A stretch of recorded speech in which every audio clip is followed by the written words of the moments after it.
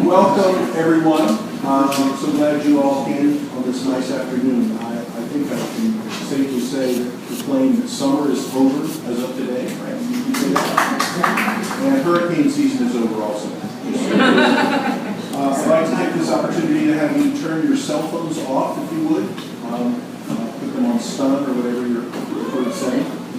My name is Mark Sloan. I'm the director and curator for the Halsey Institute of Contemporary Art down the street. Yay. And we are thank you.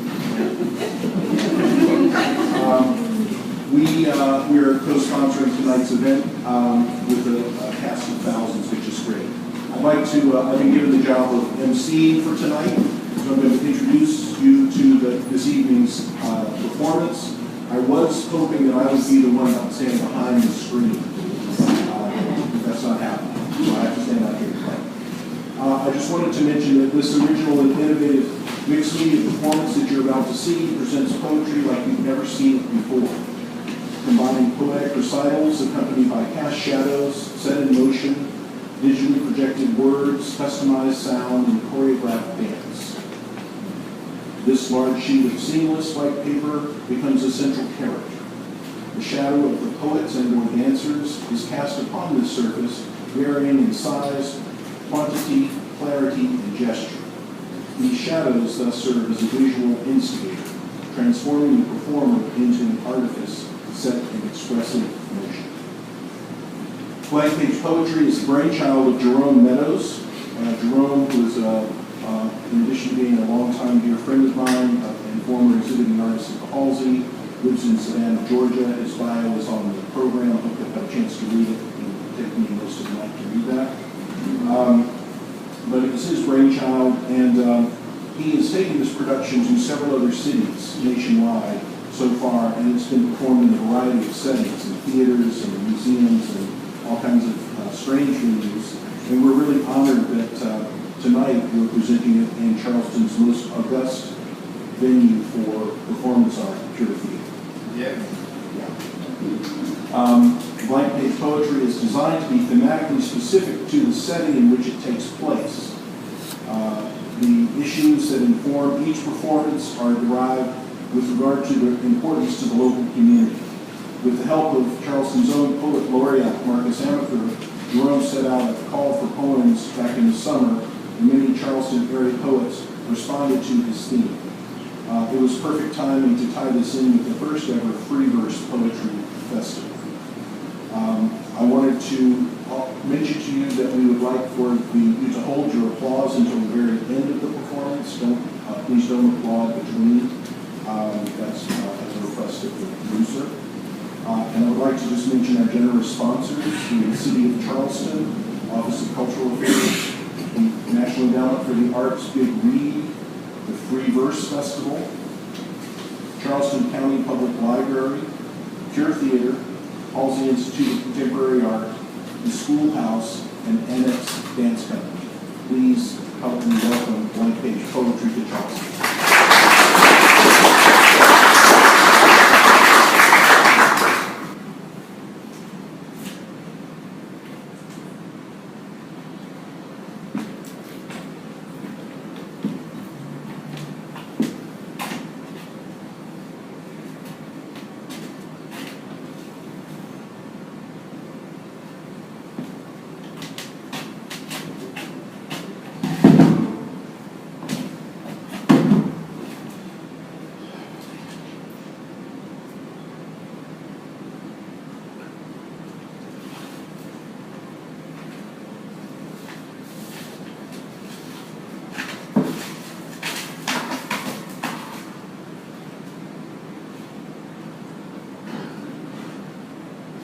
What nameless, an untamed eventuality enshrines the rhythm of this rising tide, lending lyrics to the dissonance of bygone days, while festooned in a mosaic of diversity exploding into bloom.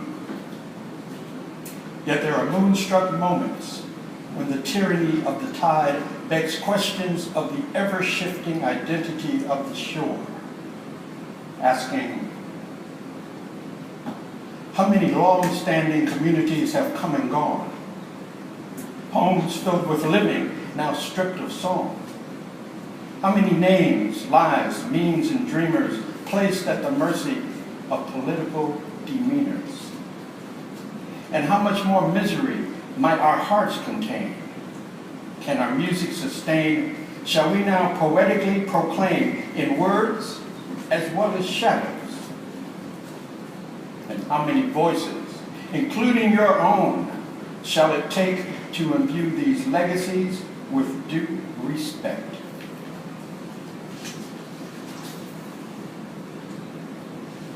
We, the inhabitants of this low country living, in order to invoke a more sustainable union, embrace the memories of the heroes been and gone, while exulting in their fury, raging forcefully from across the sea.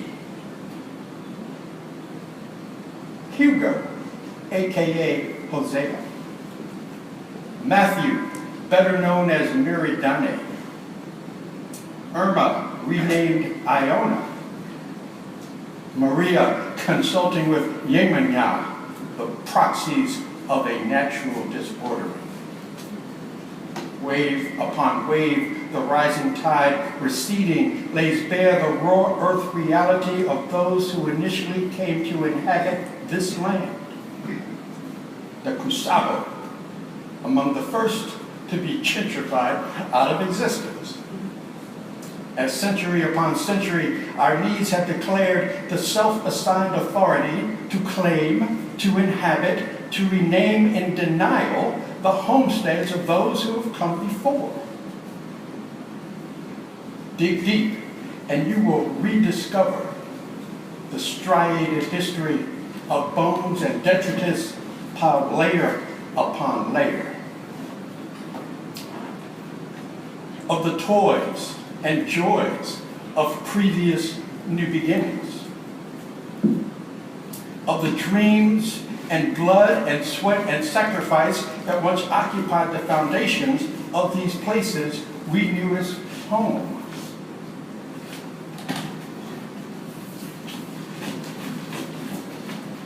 For therein lies our unambiguous identities, clear-cut as diamonds, compressed through the pressure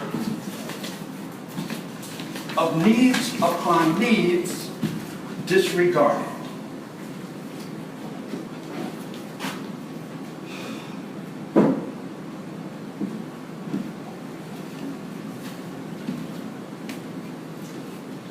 And so, Charleston, I give you blank page poetry, words and shadows, legacies disrupted.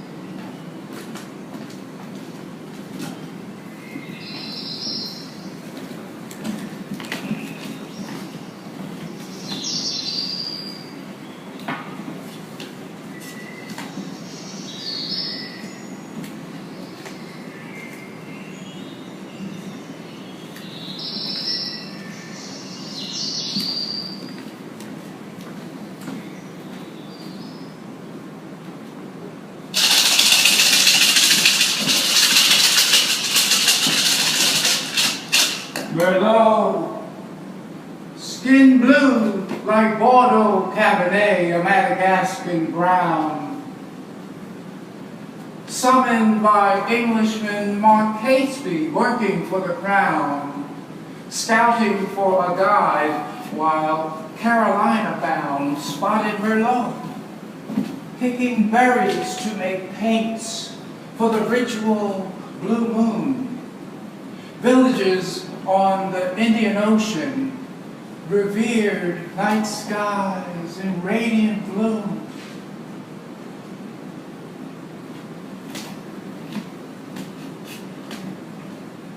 How do you say New World people? Comment dites-vous les gens le monde nouveau? C'est Merlot. Très bien. Follow me, said Catesby, on a tour to explore animals and birds and plants and trees and look for the great eagle.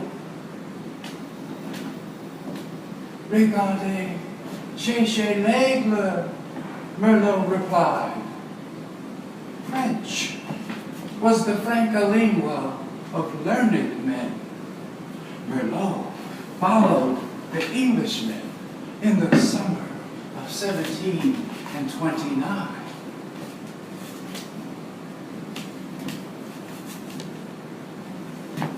Arrayed in colors and feathers of a summer sun, Merlot boarded ship and paid a king's ransom. He braved the new world as Catesby's guide. He taught the English what the new world provides. Merlot saved their English hides. Black Cuban seed oil, berries, clay, plants and leaves, indigo dye and cokeberry juice make inking lines. Elders' blessings Merlot learned as a child applied when wet, but dried by the sun into permanence. Each tribe they met traversing the land, Merlot kept Englishmen close at hand, wearing symbols of native tribes. He knew the symbols of brethren. He protected tribes from death by the gun. Merlot's spirit saved Englishmen, even as they decimated sacred mammals and trees from thirst and hunger and unknown disease. Merlot showed them herbs, honey, clearing white spot infection, antiseptic bee pollen for daily protection, flushing bile, clearing digestion, rum seasoned coconut shells, saved English scavengers from soulless hell. The laws of opposites do not apply in divine order. Merlot saved Englishmen from slaughter. The crown boasted. The journals Catesby had wrought are new world marvels my naturalist sought, illuminated renderings of new world thought. Scoffing the wisdom of oral tradition, Merlot returned home to his resting place. Cheeks were sunbeams of western sunsets. Hair was silver with petals, feathers, and shells. Bones were salty as flotsam at sea. Memories of the new world were destined to be like stardust on rare blue moon glow. Merlot, young sage, taught Englishmen Mark Catesby to document and know. The ancestors called Merlot home for reward. Like everything temporal passes away, Merlot basks in the colorful glow of l'histoire naturelle.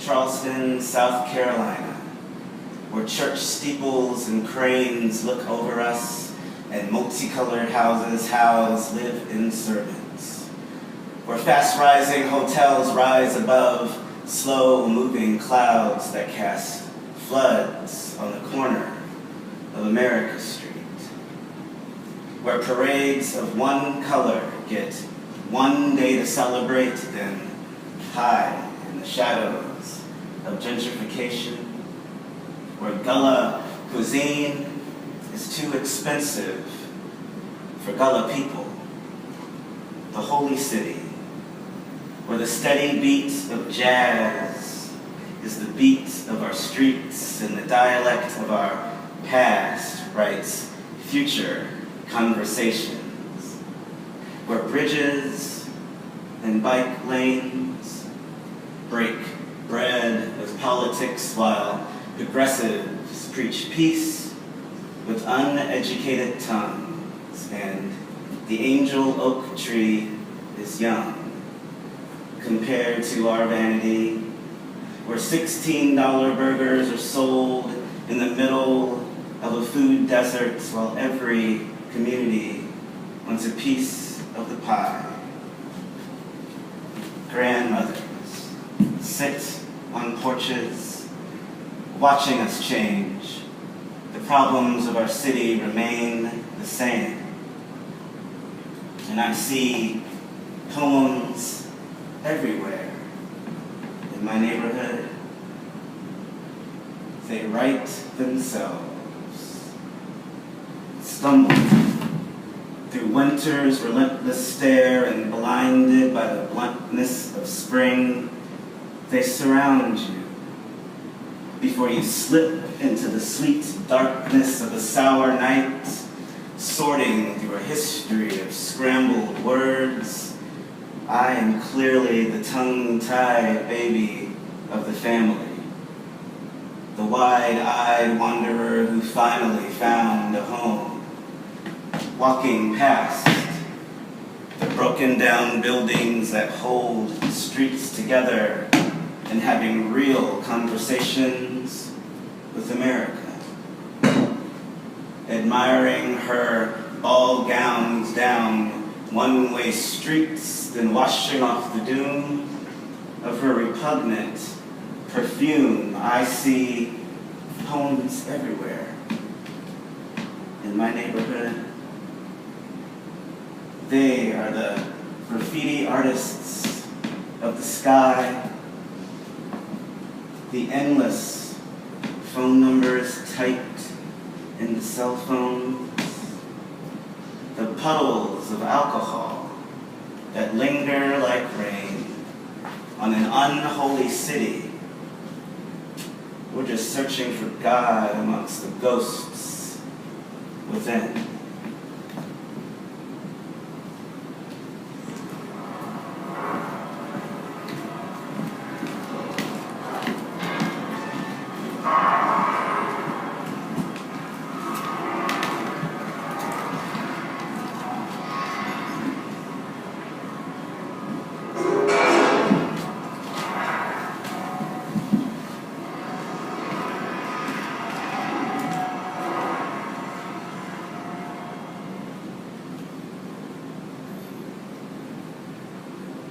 today, Isaiah, the descendant of a slave, is painting the porch ceiling, sprucing up the pale blue to fool the haints.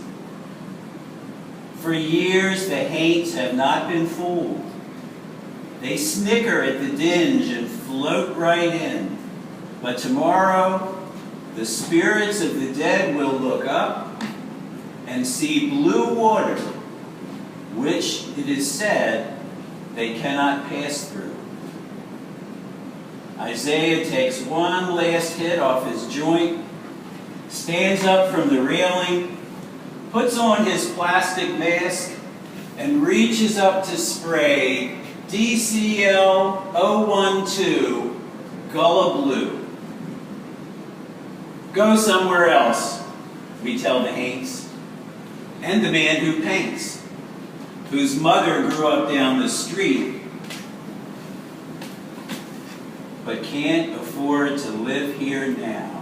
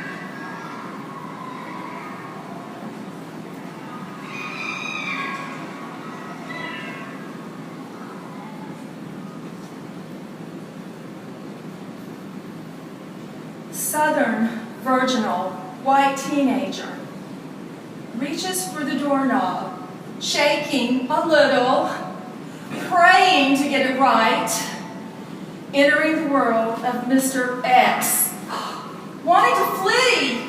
He's a black man, she thinks. My granddaddy would die if he knew. I'm your student nurse, she croaks. No comment has he, looking away blankly. Scratches his arm where disease has sprinkled a dry white frost that itches and burns and wakes him at night.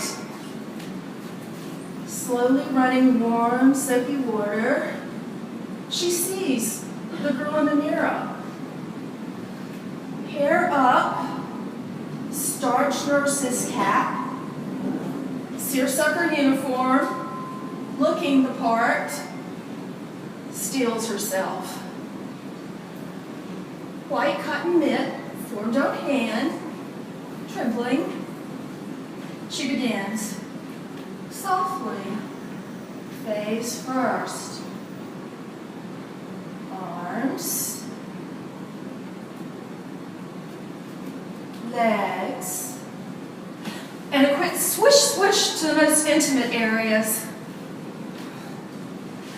Somebody's baby once, soft, fresh skin, loved and cherished, wrecked by the years, choices, good and bad, now soon to die alone. She wants to ask him, "Are you scared?" Instead, white hands spread lotion in circular patterns on his dark brown back. Hard contact. And here's a barely whispered, "Thank you, nurse," as she shuts the door.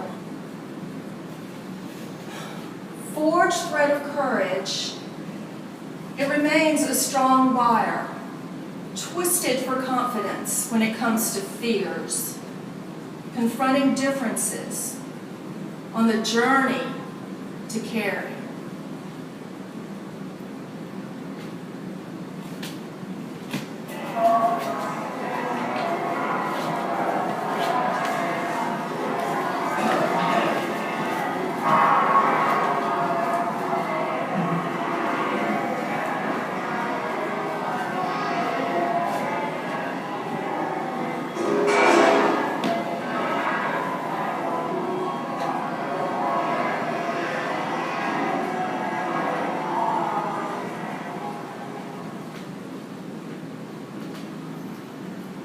I turn left 1 degree.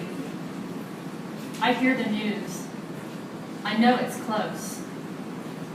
David Powers, Nicole Watts, Nicole's unborn child, yet to be named.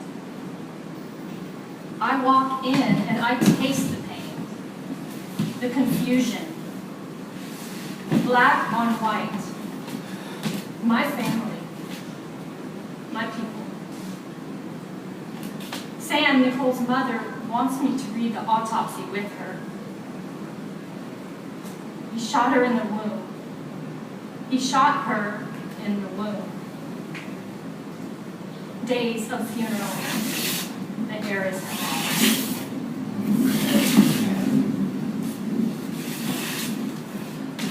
I turn right 1 degree. I hear the news. I know it's close.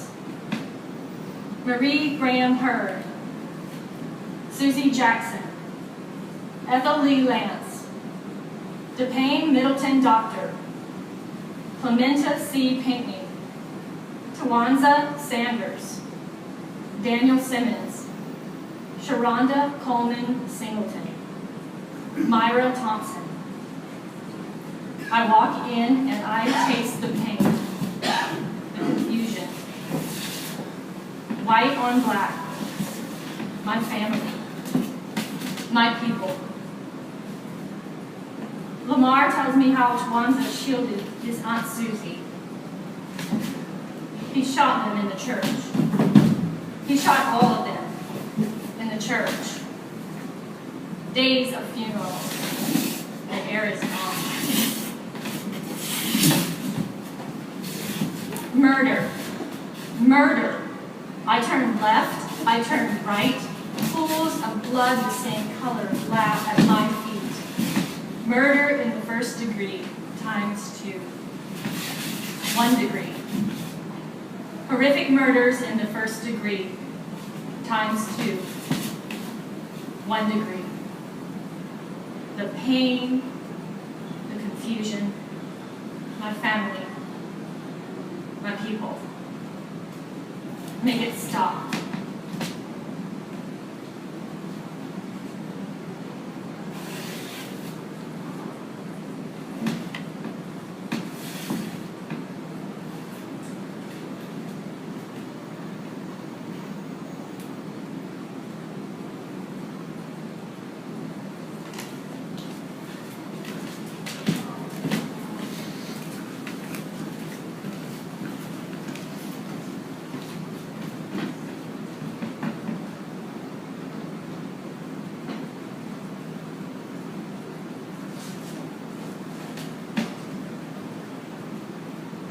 We asked the red bottle brushes blooming off the back porch.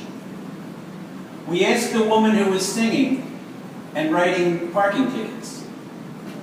We asked the colossal white blossoms of the magnolia tree. We asked the cashier named Wilnetta from the Harris Teeter. We asked the cedar waxwings swarming the holly berries. We asked the new baby, Helena Wren Silverman. We asked the hailstones striking west of the Ashley. We asked the oil truck that overturned and blocked I-26. We asked the helicopters circling the neighborhood. We asked the couple holding hands under a maroon umbrella. We asked the 2 mourning doves sitting close on the wire.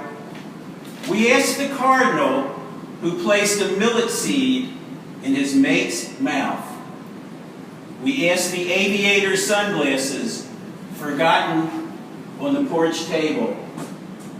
We asked the smudgy smoke from the citronella candle. We asked the blue flowers on the Kleenex box. We asked the juice glass with its decal of a moose hall. We asked the first brown clutch of leaves in the green of the pin oak. We asked the empty hammock on the porch next door. We asked the crow we thought was an eagle until he cawed. We asked the green anole who hopped on a branch and turned brown. We asked the red-tailed hawks whose chick refused to leave the nest. We asked the loquat tree that didn't give us fruit this year.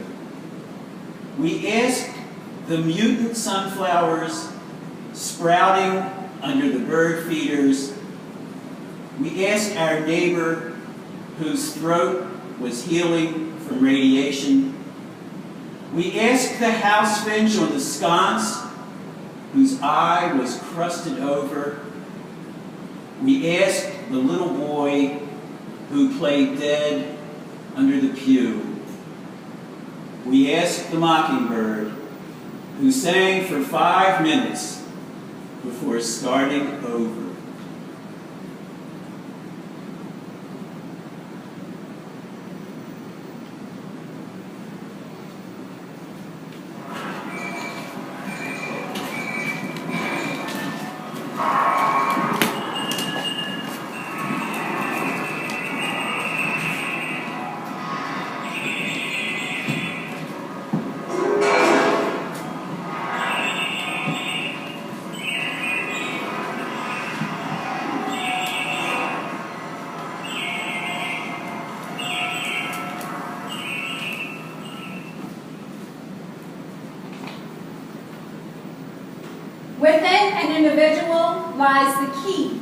open the door to the peace of the nation. Many of our rooms hold a whirlwind of fear and confusion. Even as we enter each day with an imitation of false pleasantries, the door remains shut. A mask, worn to protect our hidden truths, as our representative holds a distaste for daily life in the secret chambers of our hearts. If our soul was revealed and past damaged goods could be removed and reborn to a healthy sense of self, allowing light to seep through and shine as the angels intended us to. When the mask begins to fall off, the awakening could produce love. But not before the harsh realities of our wide eyes lose sight of the unseen pain that simmered beneath the flesh. And the wounds can be opened to embracing the pain that affects us all. Unlocking the door to our rebirth is pivotal to our divine connection to God and our divine connection to one another. All exposure to hate must be rejected at the highest level and ingrained into our youth, taught to them as easily as ABCs and 1, 2, 3s, as simple as I cry when I hurt and I smile when I'm happy. This transition can only begin when we start holding family, work, school, community, businesses, corporate, executive, and presidential gatherings, in addition to conventions, summits, forums, workshops, all centered around rebuilding a life of equality, respect, and appreciation for all individuals on planet Earth. This is our anthem. This is our healing.